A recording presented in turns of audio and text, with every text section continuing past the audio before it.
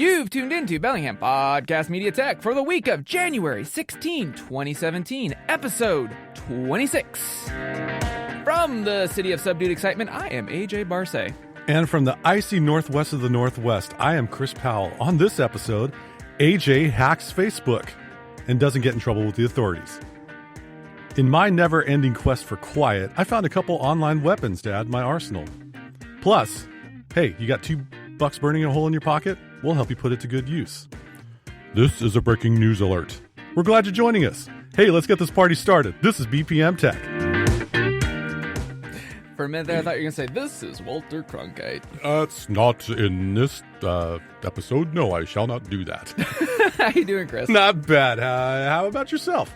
Not bad. A little bit sleep deprived. That's par for the course with the youngin'. Yeah. So I got a buku cup of coffee right now and just hoping for a long weekend. So. That's actually a great name for some kind of coffee product, buku coffee. Buku coffee. Or buku whiskey or buku tea or something like that. See, that's the $1 million idea right there. Well, I don't know about $1 million, but hey. So you're drinking coffee. I am sans liquid refreshment just because I'm lazy and I've already been hydrated this morning. But let's get started. So, I don't know if you know this, but I have a little bit of to quote Facebook, if Facebook and I were in a relationship, it's complicated. That's a good way of putting it. Yeah, I just, being somebody who was of the generation that was on Facebook when it was a college product, for lack of better terms, and then them opening them up and then opening it up even more and being public, I've always had an eyebrow raised at that big blue bar.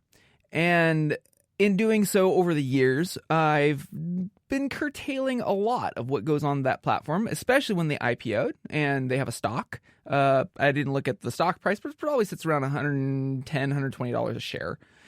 And as someone much like yourself, as a content creator, it always just ruffles my feathers wrong at the fact that they are a platform, that they're trying to appease publishers, but they make the money.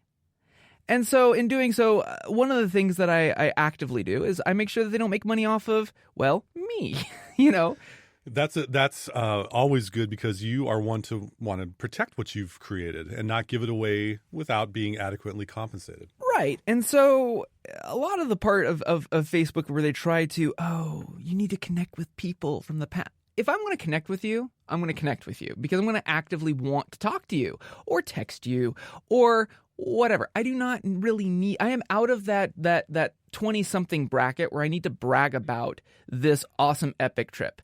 Or, oh, look, what am I meeting? Or, hey, I have all these pints in front of me. I don't care. Like, I personally, the friends that I have that do post about that, I don't see it. Half the time I curate my stream. There's like 5 people on Facebook, maybe 6, that I actually do care about, and they use the platform very restrictively. They have a very tight network, and so I'm in that network, and that's how I connect with those people, because I have friends around the world. That's cool. But, oh my gosh, Facebook is driving me nuts lately as a content creator, because much like yourself, like you were asking me about Facebook from a business standpoint, like how can you have a business page? To which I had to tell you, well, you have to have a personal Facebook account. To which you're saying, ew. Yeah. That was my response, I believe. Yes. Yeah, there was a big, it's not like Google, where realistically speaking, you could pretty much have a Google business account without really having Gmail or all the stuff. Facebook doesn't do that. And so more and more, I have been looking for a way to really obliterate my past on Facebook. Which is funny because I've been on the platforms for so long. Even if you were to try to deep dive on me and really scrape my profile, you will find a few Easter eggs that I've put in there through the years, especially if you try to find my birth date. You'll find out I look good for my age. Anyway. You look good at any age, amigo. Especially when you're, 117 years old. Yes. But nevertheless, like, it is a thing where I definitely do not want them to have any more data than I want them to have. And so if you've been on Facebook recently, when you first sign in, it welcomes you. Hello, these people have been waiting for you. And then there's this thing, it's like, did you know on this day, 5, 6, 7, insert years here, that you did this with so-and-so? And I take that opportunity to go, why, yes, I do remember that. Or, hey, did you know 3 years ago you made this post on this comment? Why, I forgot about that. Why, thank you, Facebook, for reminding me. So every time I do, you can select, see memories. And so I click on that and I see the memories and I get a little misty-eyed. Never. And I go up and I hit the little triangle that points down to the right-hand side of the post. And I go down to where it says delete post and I delete it. I've been doing it ever since they rolled out the feature. You've been deleting your history Yep. and your posts Yep. for the websites that or the web pages that you've linked to. Yeah. What else have you... Deleting old photos that I forgot were on the platform. Facebook. Here's the thing. Facebook makes it almost impossible to automatically delete entire spectrums of your life on the platform.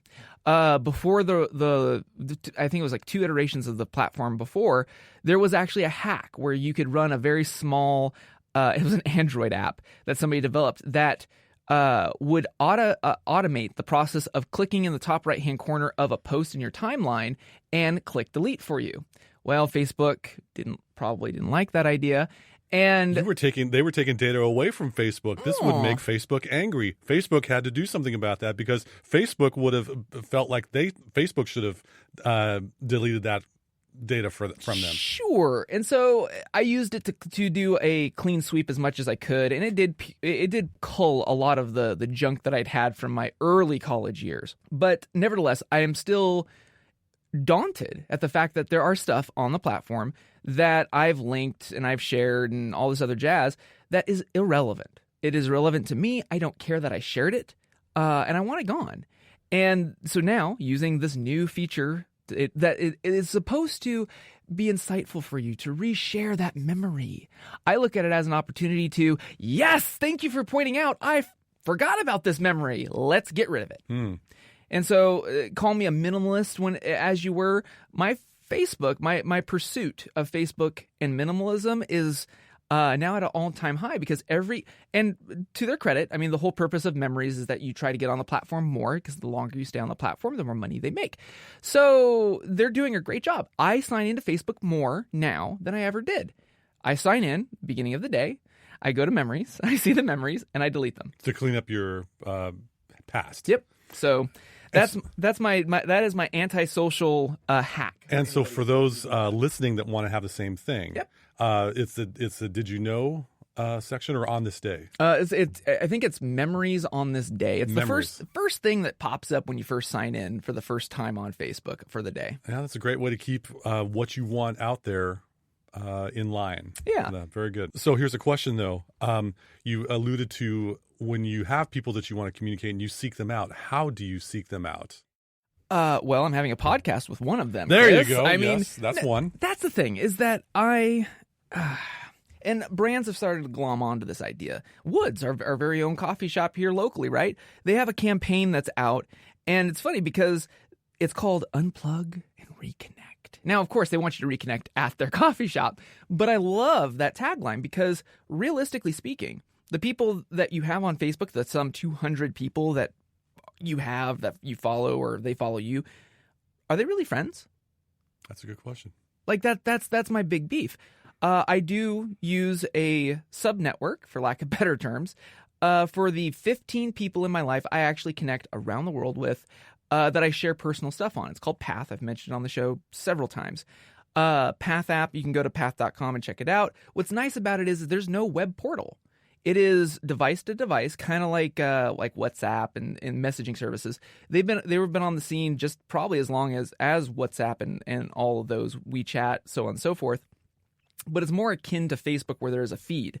But you don't upload buku photos. It's literally sharing one's life path at a glimpse. There's no bragging. It's just you just share. You just share something to those 15 people. Matter of fact, the app, I believe, caps you off. If you go over 150 people, you cannot add any more to your path. Oh, that's a compulsive limit then, huh? Bingo. So for me, and like I said, these 15 people, I care about them. And they're a group of people. We all know each other pretty much. And so whenever we share everything, it's for the betterment of this tribe, this digital tribe that we've built. Okay? So that's my thing. Anything else that you see on Facebook typically is BPM related. Yes. Patreon.com/AJ Barsay. It's my content that I'm putting out there. But that's the thing is that I'm trying to use Facebook as a publishing platform. The very thing that they want me to do. I'm just doing it on my terms. And that's important because I'm all about curating your content and owning your content and being in control of your content, whether it's photography or music or your essays or your journal entries or your thoughts or the photos of your family. That's got to be something that when you're ready to pull the plug and go to the new shiny Facebook or whatever that is better suited for your needs, the other places don't have that as residual. As part of the scar that is left when you tear the Band-Aid off. And so, yeah, that's you got to do what you got to do. And that's a great way of manipulating what Facebook has about you, because that also ties into ads that are being directed to you, even though we have extensive ad blocking and tracker blocking software extensions on our web browsers. Stuff happens. And I shudder to think about what they are doing with the data that everyone is uploading on a per second basis. Mm-hmm. It's really cringing to think about. And that's a great way of hacking it by the whole memories section in Facebook. So, Chris, I kind of just went off the rails a little bit on how to get rid of things that you may have in your Facebook past. Do you have anything, recommendations for those folks that pre-Facebook we had email lists and those type of things? Right. That's something I still struggle with, unsubscribing from all these mecca lists. Do you have any recommendations for folks to get rid of that past? Yeah, my email is sacrosanct, and I don't want unnecessary entries coming in where I have to click delete or click spam or stuff. And if I'm, getting a newsletter from someone that I didn't sign up for, I got a problem with that. And so there's a couple websites out there that I have found to be pretty useful. One of them is called unroll.me. That's actually what you would type in the web browser, unroll.me. And what this does is you enter in your email address and it'll check your email for any newsletters or subscriptions you may not have known about. This is a great way to detox your inbox. Ooh, I like that. Yeah, buddy. So anyway, that trademark Chris Powell right there. But one thing that is good about it, they can take the newsletters or any other communiques that it discovers that you've signed up for, and it creates what's called a Rollup. And it'll consolidate all that into one delivery that can be done weekly. So for your Saturday morning coffee, or if you happen to get any newsletters on Friday mornings, that can be added, and you can have this all in one to streamline your time. So you're not being pinged with a newsletter. I got to read this. That clutters your mind. So unroll.me is pretty cool for maintaining what you're getting delivered from other content creators or businesses. Another one's called dseat.me. Now that's spelled DESEAT.me. We have some hyperlinks in the show notes for this. What dseat.me does is you log in with your email account, and it gives you a list of any account that you have created with that email account online. So that one time that you bought something from coolwatches.com, that will show up. And if that, it will look to see if there's a web link that you can click on to delete your account. So let's say you want to clean up all of the web places online that you may have purchased this one-off gift back in 2013 for a special someone, and it's from sexygal.com or whatever, that special what someone. What are you buying these days, Chris? Hey, man, that's safe for another podcast. So you just mind your own P's and Q's. Anyway, it gives you a web link to be able to delete your account from their site. So if you wanted to unsubscribe, DESEAT.me is your hookup. You're tuned into Bellingham Podcast Media Tech on KMRE 102.3 FM, Bellingham, Washington. So how about you, Chris? How do you help how do you help unplug to reconnect with people? Mainly, I enjoy communication. I find that a one-to-one connection, not via text because I can't see their body language. I like hearing people's voices. I like seeing the raised eyebrows or the actual genuine laugh that they have on their face. So I'll try to seek them out in person. For those that are not within driving distance, there's always FaceTime or Google Hangouts or a video mobile solution or Skype along those lines. I just try to be in person, and I'm finding more and more that, especially in this year in 2017, I don't want to be as connected as I have been in previous years, because I find that just things start misfiring in my brain when I'm totally connected on a majority basis. And that unplug and reconnect campaign that Woods Coffee has, good on you. I mean, REI is get outside. This is something that I'm like, yes, I can identify with that. We need to have seasons in life, like that big old sine wave.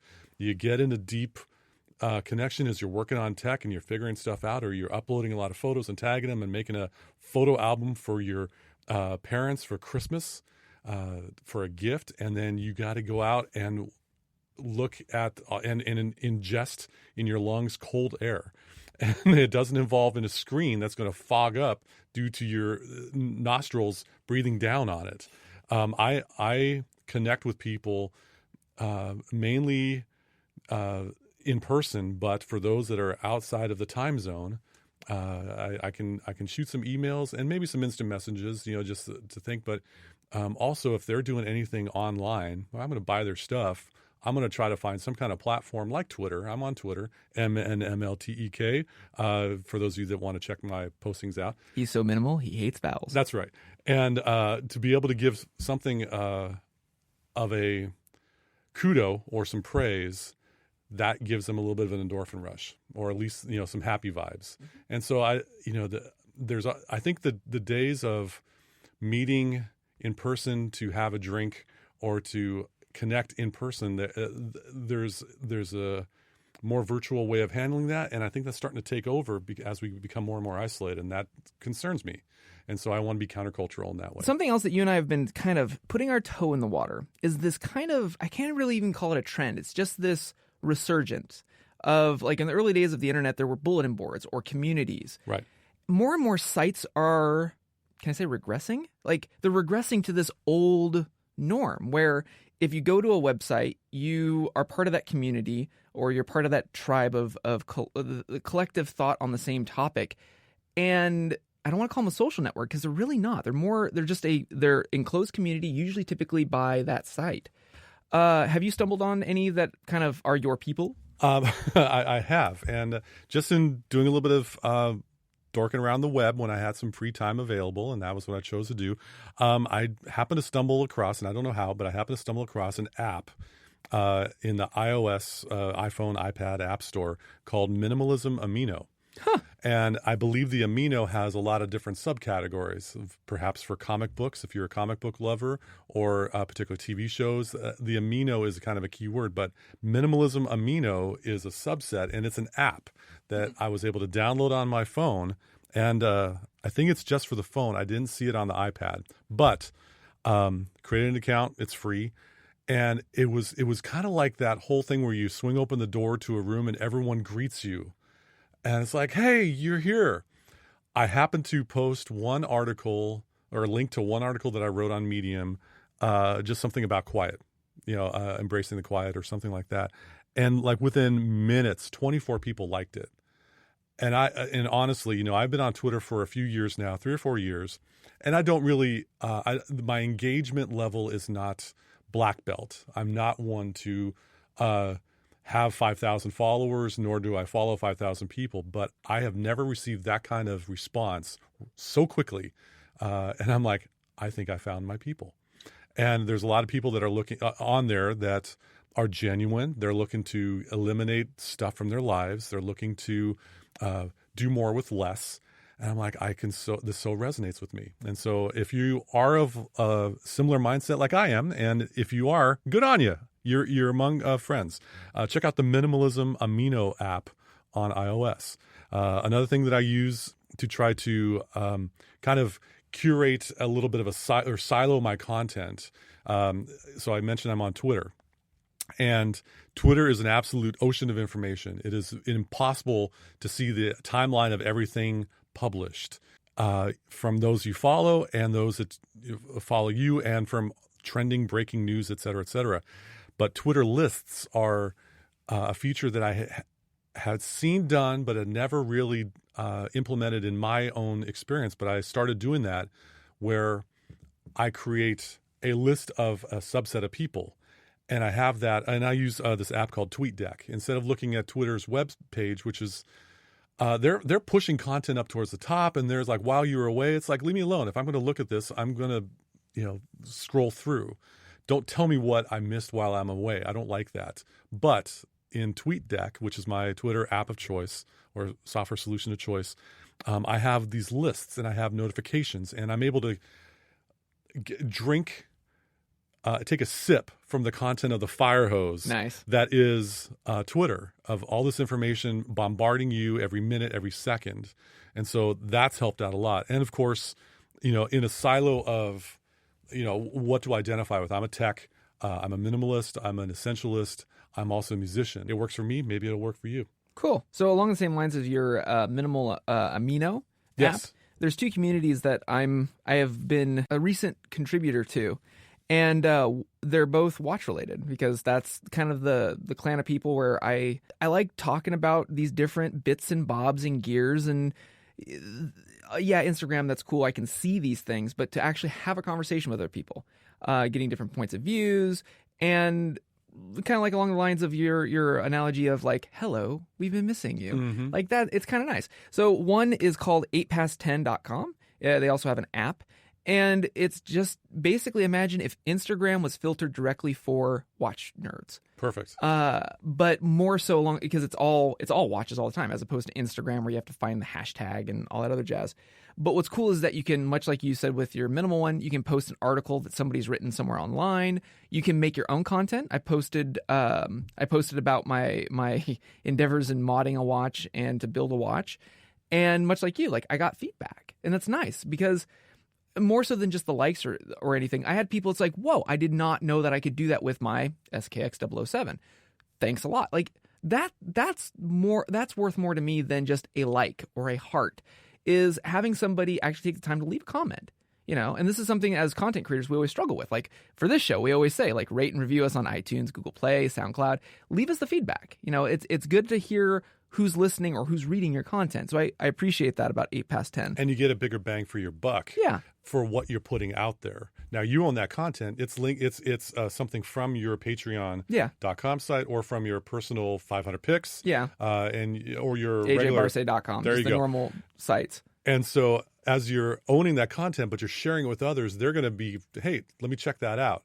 That's a focused direct marketing concept that is working. And I got a couple views on my Medium article for embracing the quiet.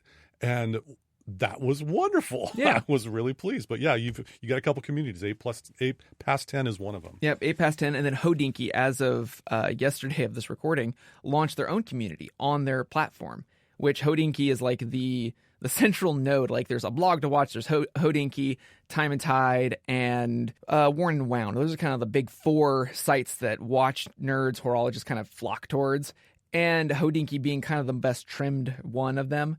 Man, they flipping on their communities has been like kind of like a fire hose for Twitter. Like everybody's been wanting this because they've used Discuss in the past and stuff. But this is by Hodinkee for Hodinkee. And so again, it's more of that group of people on the platform.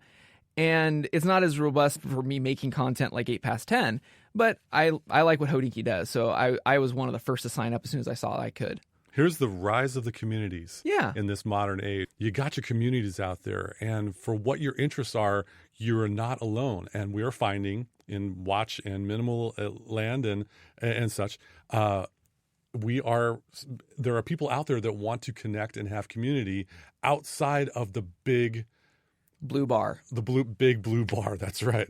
So that's great. So other than, because you were talking about unenrolling folks from newsletters, I would encourage any of our listeners, if you have enrolled in Mr. Chris Powell's Quiet Conversations that comes out on Fridays. Try to, at least. Yeah. What other things are you working on these days, Chris? I got one in the hopper that I'm really excited about, and stay tuned. I haven't been ready. I'm not ready to release the hounds just yet, but been working on this newsletter, and it's really I've enjoyed it. I've enjoyed all of you. If you happen to be listening and you're a subscriber to Quiet Conversations, thank you. It's a carefully curated communication, crafted for your inbox. I'm out of C words, but I talk about life insights. I talk about technology. I talk about music recommendations that I enjoy and that, of course, I would want you to listen to as well.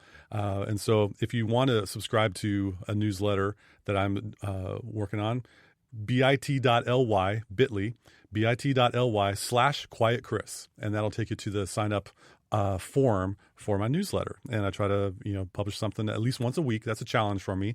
And sometimes it's a rant. Sometimes it's, oh, I learned this. Maybe this would apply to you as well. So on Twitter, I'm at Minimal Tech. On Instagram, I'm at Minimal Tech. On Medium.com, I'm at Minimal Tech. That's kind of my online ID.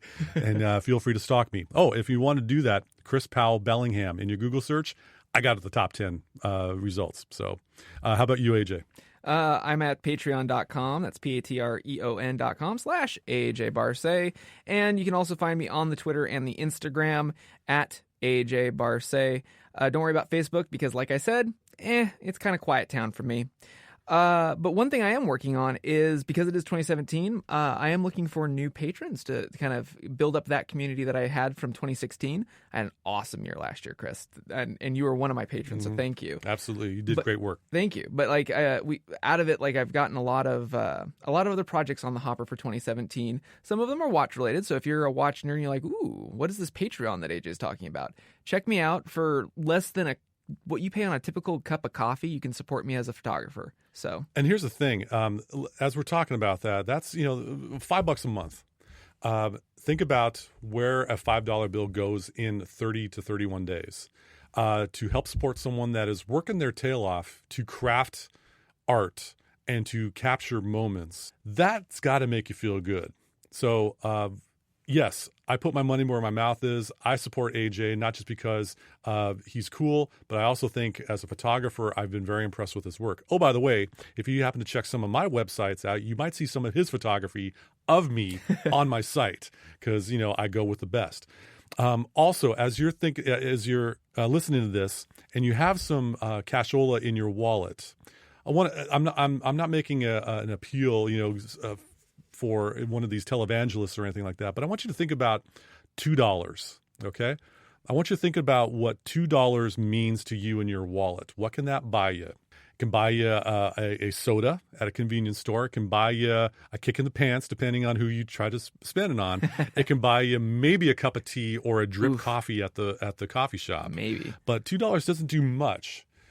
However, if you combine $2 with a whole lot of other people's $2, then you got a big old snowball of cashola. So here in Bellingham, I want to give a little shout out to a nonprofit that's in town. There's a nonprofit. It's a philanthropy nonprofit, and philanthropy is stuff that does good for people. At least that's my definition of it. So there's a nonprofit called Pass the Hat, and we have a hyperlink in the show notes. So as you're seeing this, touch that web link, and it'll go to the web page. Basically, Pass the Hat helps local families here in Bellingham who have been overwhelmed with financial burdens that have resulted from heartbreaking tragedy. Here's the kicker, and I've been very intrigued about this ever since I learned about them. Pass the Hat only will accept a maximum of a $2 a month contribution. So for all Daddy Warbucks money bags, they're not going after the Richie Riches. If everyone kicks in $2 a month, okay, $24 a year, let's do the math, $24 a year spread over 12 months, all of that money combined helps give people some help when they're in their hour of need. And I find that to be a great cause. And so, like I put my money where my mouth is, I'm a supporter, a Patreon supporter of AJ Barce. I'm also a supporter of Pass the Hat. Cool. And I think what they're doing in Bellingham is really worth it. And so for those of you out there, check out the website. Fork over $2. You'll feel good because there will be others that will benefit greatly from that minimal contribution. Nice. The use of minimal. Yes. Well, on that note, that wraps up for this edition of BPM Tech. Thank you again so much again for rating us, reviewing us. You can find us on iTunes. You can find us on Google Play. You can find us on SoundCloud. And we also would love it if you could leave us a voicemail. Chris, how could somebody do that? Yeah, exactly. We have a voicemail line set up, area code 201-731-8324. That's 201-731-TECH, TECH. Leave us a comment. Let us know how we're doing. Let us know what you'd like to hear from us talk about in 2017. Leave us a nice voicemail. We'd love to hear from you, and we may put it on the show as well. So that's our voicemail line. And if you're in the Bellingham area, you might be listening to us over the air, not on the internet. We are available on both, but you can find us at KMRE. That's 102.3 FM LP, and the LP stands for Low Power. Low Power. That's right. We're on usually on 1:30s on Saturdays. That's 1:30 p.m. and 9 a.m. on Thursday on your way to work. Thank you again so much for listening to us. I'm AJ Barcet. And I'm Chris Powell. Thanks so much for joining us on BPM Tech.